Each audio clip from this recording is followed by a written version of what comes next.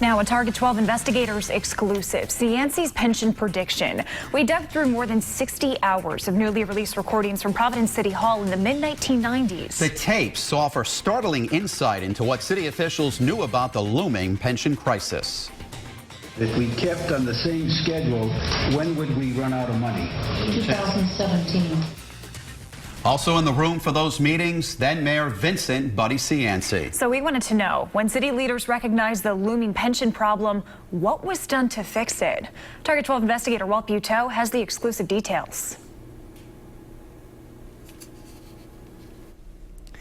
Even with recent reforms, documents show the Providence pension will not be even 50% funded until 2030. But back in the day, this was the year some thought the city would go belly up. We'll still have a couple $100 million of assets left, won't we? No, They will be gone. by 2017. So you run in 2016, I think. No. Pablo will be here. Pablo, We'll retire 2015. In the fall of 1996, in Committee Room A on the 3rd floor of City Hall, and the city of Providence is not going to be able to afford. the voice of Mayor Buddy Cianci echoed pension concerns as the chairman of the Board of Investment. Are we wasting our time over here? I can't. This is ridiculous. Well, what are we going to do? This is believed to be among the earliest conversations about the city's pension problem. The recordings were pulled from the City Hall's 5th floor and put on Providence's webpage as part of the city clerk's ongoing transparency effort. Target 12 reviewed hours of recordings, discovering concern over the looming 1998 city pension contribution that was set to double to about $42 million. Wait a minute now. This is strictly. That doesn't. Is that what we have to contribute? Is that what you're telling us? Yes, sir. That's what it says. Time would drive that $42 million figure up as the city underfunded the pension by about $121 million in the years leading up to the crisis. And documents show city leaders had the gall to declare a budget surplus in 7 different years, even though the proper pension payments were not made during that time. Still, while the required payment grew each year, even that $42 million number was frightening to Mayor Cianci back in '96.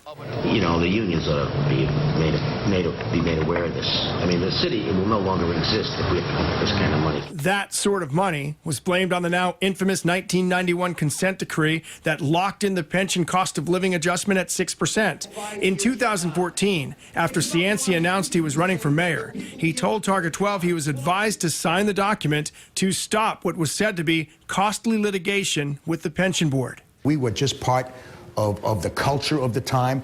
Money was more plentiful. People weren't living as longer. But the recordings tell us even in 1996, they saw the crisis coming. If we kept on the same schedule, when would we run out of money? 2017. I want to know who the mayor is going to be in the year 2017. He's got to come up with $101 million for the pension. Cianci, who of course ran against the man who is the mayor in 2017, was close. The current year's city pension payment is $73 million, if not quite $101 million. With the Target 12 investigators, Walt Buteau, Eyewitness News. You heard former Mayor Cianci wonder who would be in office in 2017. Well, coming up on Eyewitness News at 6, we talk to that Mayor, Jorge Elorza, getting his reaction to these newly uncovered recordings. New at 6, Providence's current mayor reacts to a Target 12 investigators exclusive, Cianci's pension prediction. You know, the unions ought to be made aware of this. I mean, the city will no longer exist if we have to put this kind of money. You heard it first live at 5. Newly uncovered recordings from the 1990s showing what city officials knew about the looming pension crisis. We sat down with current Mayor Jorge Elorza for his reaction to those tapes and to learn about the plan to save retirement benefits for thousands of Rhode Islanders. Target 12 investigator Walt Buteau has the details. The Providence pension liability is currently $1 billion, and the annual payments are scheduled to climb to a point that Mayor Cianci feared 20 years ago.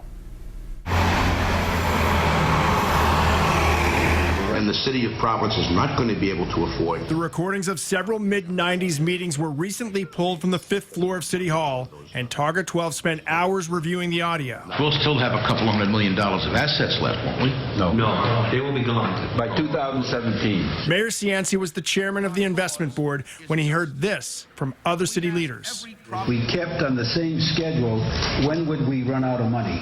2017. I want to know who the mayor is going to be in the year 2017. He's got to come up with $101 million for the pension. We played some of the recordings for Mayor Alorza. The city will no longer. Pointed out that years of underfunding the system made the problem worse, but he tells us changes have stopped the bleeding. Still, he remains concerned as the now legally required payments are scheduled to climb from the current $73 million a year to well over $100 million a year over the next decade.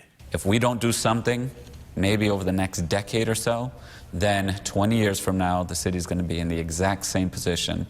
You know, folks will be asking, do we have to look at bankruptcy? Do we have to look at receivership? With those concerns in mind, the mayor will resubmit a plan to the General Assembly to create a state board that would have the power to sell or lease Providence water, which has an estimated value of about $300 million. It's an asset that, frankly, is worth more in someone else's hands than it is in ours, since we're so heavily regulated by the Public Utilities Commission. The bill did not make it very far last year, but Alorza is convinced monetizing that city asset would make the pension system and the city stronger financially in the future. With the Target 12 investigators, Walt Buteau, Eyewitness News.